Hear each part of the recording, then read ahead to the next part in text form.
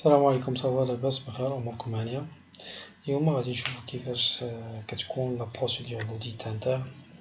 هذا واحد ليكزومبل اللي مقعد مصاوب هو هذاك، كيبقى كيتستعمل بالنسبه لاي سوسيتي بغيتي كتابليكي هاد لي زيتاب اللي كاينين. حنا كنعرفو الحوايج اللي مهمين في لا بروسيدور و توجور لونتيت اللي تيكون فيه هنا لو لوغو، هنا تيكون لو لوغو، هنا كتكون سميت لا بروسيدور ولا انستركسيون ولا فيش بروسيسوس اكسيتيرا. هنا بروسيدور دو كوا؟ بروسيدور دوديت انترن.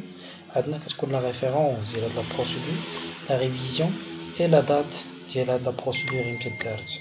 هنا تيكون بيان سور نيميرو دو باج، دونك حنا في 1/11. لا بروميير باج ضروري تيكونو في هاد لي 3 طابلو، كتكون لا بارتي دابروباسيون، accessibilité et page de révision. L'approbation كتكون فاش كون le rédacteur ديال la procédure, le nom, la signature et la date de réalisation.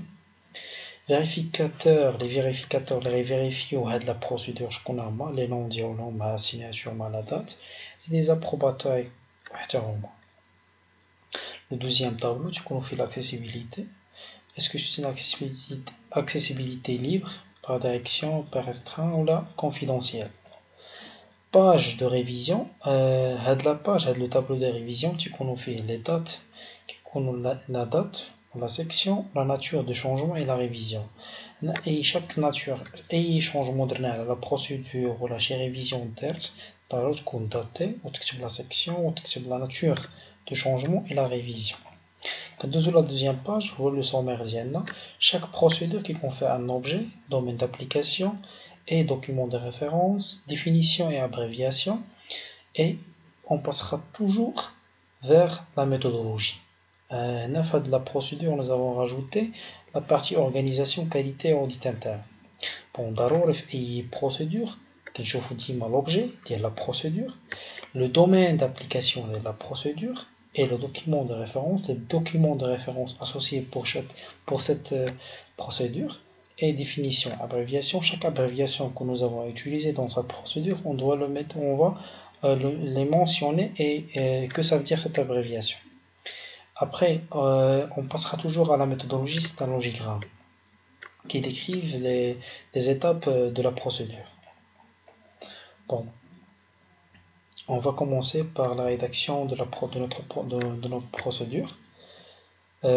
On va commencer maintenant par l'objet. L'objet, c'est la présente procédure de management décrit la méthode à suivre pour la conduite des audits qualité interne de manière à garantir la conformité de notre système de management de la qualité par rapport aux normes, exigences clients en vigueur et de mettre en évidence les opportunités d'amélioration. L'objet, on peut l'utiliser pour toutes les organismes, toutes les organisations. Objet pour, bien sûr, toujours pour la procédure d'audit interne. ممكن نستعملو هاد l'objet حيتاش كيبقى ستاندار كيتستعمل، حيتاش le but toujours de l'audit interne c'est la vérification ديال le système de management de la qualité au sein de la société. Domaine d'application, on va parler maintenant où on va appliquer cette procédure. La procédure, on va mentionner ici la référence de la procédure, est appliquée à l'ensemble des activités de la société. Cette procédure, il doit être applicable à l'ensemble des activités de l'entreprise.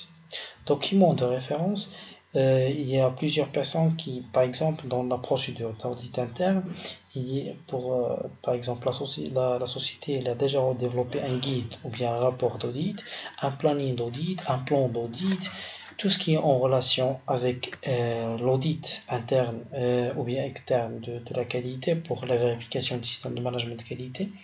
Il faut mentionner ici les références d'audit de cette procédure. On passera maintenant à définition et abréviation. Il faut faire une définition des mots, ou bien la définition de c'est quoi l'audit qualité, c'est quoi un auditeur, c'est quoi l'écart majeur ou bien l'écart mineur. Toujours l'audit qualité, c'est un examen méthodique indépendant et documenté en vue de déterminer si les activités et résultats relatifs à la qualité satisfont aux dispositions préétablies, si ces dispositions sont mis en œuvre de la façon efficace et s'ils sont aptes à atteindre les objectifs. C'est ça l'audit qualité. Pour l'auditeur, c'est membre d'équipe. C'est une équipe d'audit titulaire d'une qualification d'auditeur interne et n'ayant pas de responsabilité directe dans la situation examinée. C'est l'indépendance de la fonction auditée. Un écart majeur ou bien écart mineur. L'écart majeur, une non-conformité par rapport aux exigences qualité des clients et référentiels qualité applicable à la société. Écart mineur, c'est le contraire, bien sûr, c'est une non-conformité par rapport aux exigences de la documentation interne de la société X, sans que cette non-conformité ne représente un écart par rapport aux exigences qualité des clients et aux référentiels qualité. On doit toujours définir c'est quoi l'audit processus, les types d'audit bien sûr. On a trois différents types d'audit. Audit processus est un examen des processus pour la base de la carte de pilotage associée et de pratiques d'organisation en utilisant comme référentiel les instructions internes ou celles de fournisseurs et les normes du système de management de la qualité. On a le deuxième type d'audit, on a l'audit produit. C'est un examen d'un produit en utilisant comme référentiel la définition technique du produit et les procédures internes et clients relatifs à la fabrication du produit. Ce type d'audit couvre en général tout le système depuis la réception de la commande jusqu'à l'expédition. Le troisième type d'audit, c'est un audit procédé. N'oubliez pas qu'on a trois types d'audit. Audit processus, produit et procédé. Pour l'audit procédé, c'est un examen d'un procédé de fabrication ou d'une activité en utilisant comme référentiel les procédures internes et les normes internationales de clients relatives à cette activité. L'organisation pour la cinquième étape, c'est l'organisation qualité et audit interne. Dans cette partie, on va parler sur l'organisation responsabilité.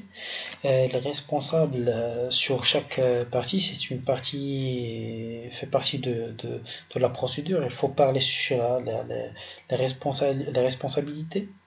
Les responsables pour la mettre en place l'audit qualité dans l'entreprise. Il va commencer par le responsable qualité. Il doit valider la liste des auditeurs internes, établir le programme annuel d'audit interne en fonction des éléments de la direction et des exigences normatives. L'objectif, c'est les résultats d'audit interne et externe précédents. Il compare les résultats, non-conformité processus au produit. L'auditeur, la partie responsabilité de l'auditeur, doit rédiger les notifications d'audit aux responsables de service audité, réaliser les audits qualité suivant le planning d'audit défini, et l'audité doit faciliter l'audit de son service, établir et faire engager le plan d'action corrective suivant les écarts constatés lors de l'audit. On passera maintenant à la deuxième partie, c'est qualification et suivi des auditeurs. Pour qualification des auditeurs et liste des audits habilités, il faut choisir les auditeurs des bons auditeurs. Pour les auditeurs internes sont distingués sur la base de formation interne ou externe aux différents référentiels normatifs relatifs au système et au procédé. Compétences et qualités humaines reconnues, rigueur, intégrité, honnêteté, impartialité, l'objectivité, esprit critique, etc. Et on passera maintenant à la dernière étape, c'est la méthodologie. Toujours, chaque procédure, il contient un logigramme. Ce logigramme présente les étapes, les responsables et documents ou données d'entrée, les actions ou bien les étapes de cette procédure, documents ou données de sortie. Pour la première étape, le responsable concerné, c'est un responsable qualité auditeur. On a documents ou données d'entrée, objectifs, priorités de l'année, résultats d'audit intérieur. On a les actions, le plus intéressant c'est les actions, bien les étapes de la procédure, du déroulement de la procédure. Toujours en commençant par planifier les audits. Il faut faire un plan d'audit. Deuxièmement, préparer les audits, réaliser les audits, rédiger et diffuser le compte rendu. Après chaque séance d'audit, il faut rédiger un rapport d'audit et les diffuser dans toutes les sens de l'entreprise. On passera maintenant à la réalisation et suivre les plans d'action et finalement valider le plan d'action, assurer le suivi des plans d'audit associés. Pour chaque étape, il est le responsable concerné, que ce soit responsable qualité, les auditeurs, équipe d'audit, les documents d'entrée et les documents de sortie, par exemple, on a dans la préparation, préparer l'audit, on a besoin de documents de référence, par exemple, les procédures internes, les exigences clients, normatifs, etc. Document de sortie, c'est un guide d'audit. Après, par exemple, les procédures internes, les exigences clients et les normatifs, on doit préparer dans cette partie, nous voulons préparer un audit. Tout dans cette étape de préparation d'audit, toujours on a besoin des documents qui sont à l'entrée et à la sortie, on va rédiger un guide d'audit. Ce guide nous a permis de faire la réalisation, l'étape suivante, c'est la réalisation des audits. Comment on peut faire la réalisation des audits? C'est bien sûr par le guide d'audit. Le guide d'audit qui nous a permis de faire des bonnes séances et la bonne réalisation des audits. On passera maintenant à la description de l'organigramme, les étapes. La première étape, c'est planifier les audits. Dans cette partie, pour construire le planning, les données d'entrée sont. Il faut toujours besoin des résultats d'audit précédents. Nous avons toujours besoin des résultats des audits précédents. Besoin et priorité de la direction, réclamation client, la prise en compte des changements. Le programme d'audit contient les informations suivantes, sert en même temps de document pour le suivi d'audit. Cette information, c'est date prévisionnelle d'audit, nom d'auditeur, type d'audit, thème d'audit audité, identifier leur lien, le site à auditer où se déroulera l'audit. Lorsque le planning d'audit annuel n'est pas soldé, les audits non réalisés sont reconduits sur le programme de l'année suivante. C'est une règle. La deuxième étape, c'est préparer l'audit.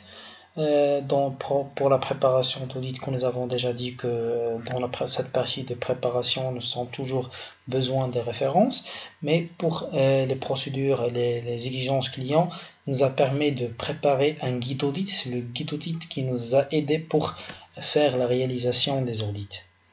La troisième partie, c'est réalisation des audits. L'audit est réalisé conformément à ce qui a été défini dans la phase de notification. L'auditeur doit expliquer sereinement les objectifs de l'audit et préciser que c'est un outil qui permet la valorisation des besoins pratiques ainsi que la découverte des opportunités d'amélioration. En d'autres termes, c'est un exercice constructif. La quatrième étape, c'est rédiger et diffuser le compte rendu. Après, bien sûr, les séances d'audit, l'auditeur, il a besoin de rédiger un rapport. Il est obligatoire de rédiger un rapport d'audit final. Après la rédaction du rapport d'audit, il faut les diffuser dans toutes les sens de l'entreprise. Il faut les diffuser pour tous les employés de la société, le responsable qualité, les ingénieurs, les opérateurs, la direction, tous les services, tous les départements de la société. Après la diffusion, il faut faire un plan d'action. Il faut réaliser et suivre les plans d'action à faire après le plan d'action après les séances d'audit interne qualité. L'auditeur il va rédiger un rapport d'audit. Dans ce rapport, il contient des actions à améliorer. Donc, on a besoin de faire un plan d'action qui contient les actions à améliorer, qui contient des actions à ajouter pour avoir pour la réévaluation à la prochaine. la réévaluation de notre système de management de qualité au sein de la société, on va atteindre un pourcentage de satisfaction des auditeurs proche de 100%. Donc, toujours on a besoin de faire un plan d'action. Ce plan d'action nous a aidé pour corriger les défauts et les non-conformités internes.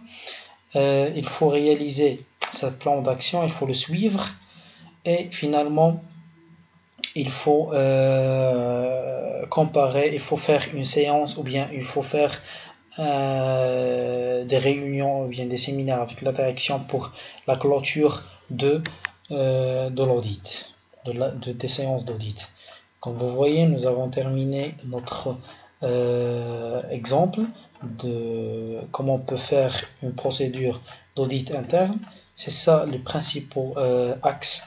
Toujours les procédures, que ce soit procédure d'audit interne, de gestion documentaire, procédure de fabrication d'un produit quelconque, quel que soit le produit, quelle que soit la procédure, quel que soit le type de procédure, toujours la procédure il exige l'objet de cette procédure, le domaine d'application, document de référence, définition et abréviation, responsabilité et méthodologie.